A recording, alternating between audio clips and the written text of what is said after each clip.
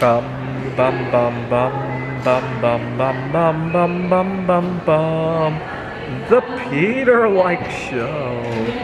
Bum bum bum bum bum bum bum. I'm calling my show the Peter Like Show because ever since my trip to New Mexico to see the solar eclipse, I feel on top of the world. I feel so ready to tackle stuff.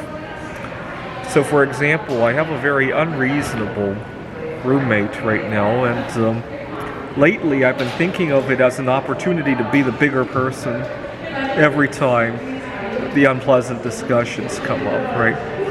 And I think he perhaps has some sort of envy or something. My first day living in the apartment, I really didn't have that much of a problem. In fact, I checked in pretty late that evening, and he learned about what I do for a living. Well, one of the courses I'm teaching is remote, and I'm doing it sometimes in the apartment. And he learned about, obviously, that stuff. And he, aside from managing the apartment, he has some kind of an online business. I really didn't find out much about it. And I really get the sense that he had some issue with the way I live my life and wanted to create a little bit of friction. And I let him have it. Yesterday, after I was working on this, right? I already had the bismuth. I don't really feel comfortable working with hot metal in that particular apartment. It's kind of crowded, but I was working on the double-sided tape and the frames and all that. I was doing this at around 10:30 at night. And you can imagine, even if you gently put this down, there's some noise, and then the scissors to cut the tape and all that. Nothing, certainly didn't turn on any music or anything, no TVs, but just little noises like the chair shifting a little bit.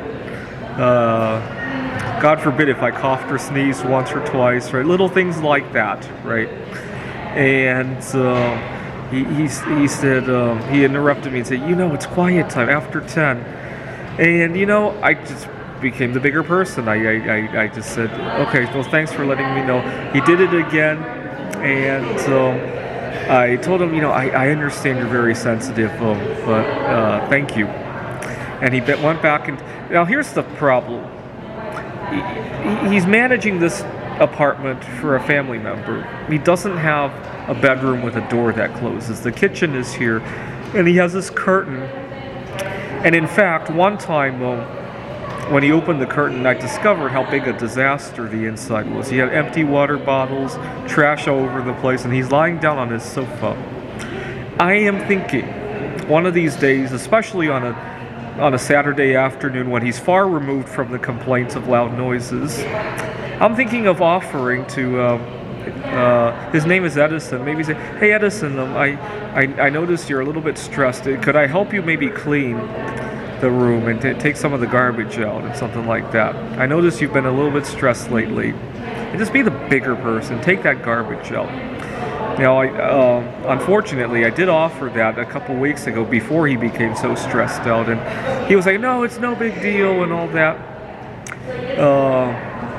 So I'm going to have to think hard on what to do if he refuses that, because obviously it's not just the noise, right? There's some degree of stress. I want to make him so comfortable that the last thing he wants to do is to open his mouth to complain, right?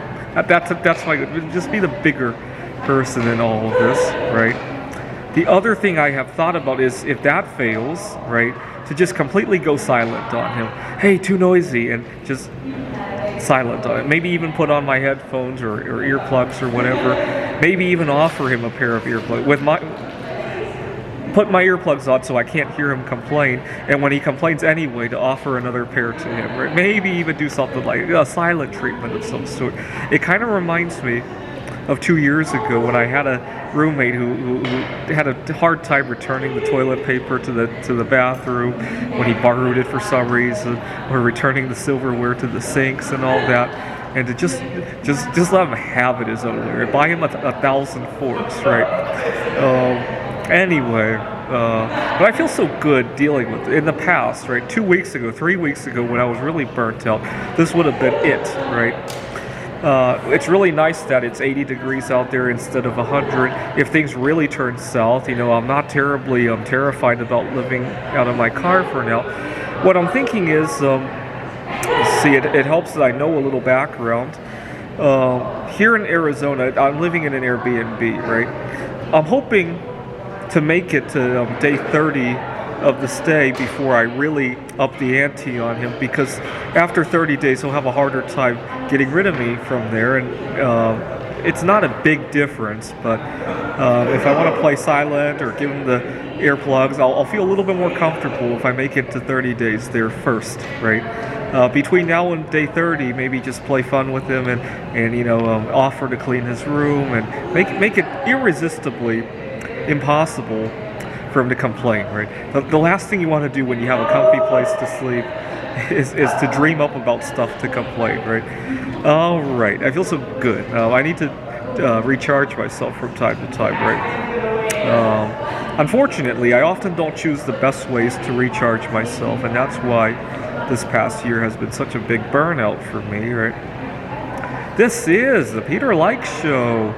Bum bum bum bum bum bum bum bum bum bum bum bum. The Peter Like Show. Bum bum bum bum bum bum bum.